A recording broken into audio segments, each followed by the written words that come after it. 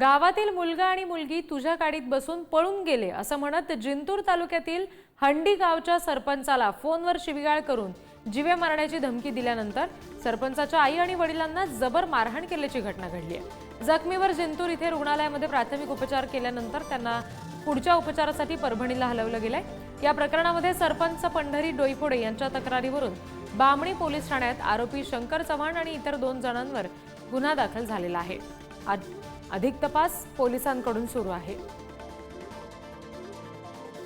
आणखी तपशील घेऊया, प्रतिनिधी अक्षय मुंडे आपल्याशी जोडले गेलेत त्यांच्याकडून। अक्षय, नेमका काय प्रकार घडला होता, मारहाणी मागचं नेमकं कारण काय आणि जखमींच्या प्रकृतीचे काय तपशील आहेत? नक्कीच रिद्धी, परभणीच्या जिंतूर तालुक्यातील हंडी गावातील एक मुलगा आणि मुलगी घर सोडून पळून गेले होते।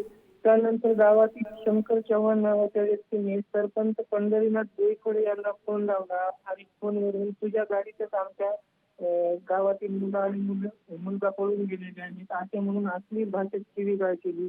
तो कुठे आहे, तुला जिवे मारून टाकतो अशी धमकी दिली। तुझ्या आई वडिलांना मारतो, तुझ्या मित्रांचा खून करून टाकतो असे देखील त्यांनी धमकी दिली। त्यानंतर सरपंच कामानिमित्त जिंतूर शहराला निघून गेला असता आरोपी इतर 2 साथीदारांसह त्यांच्या शेतामध्ये गेला। त्या ठिकाणी सरपंचाची आई आणि वडील काम करत होते।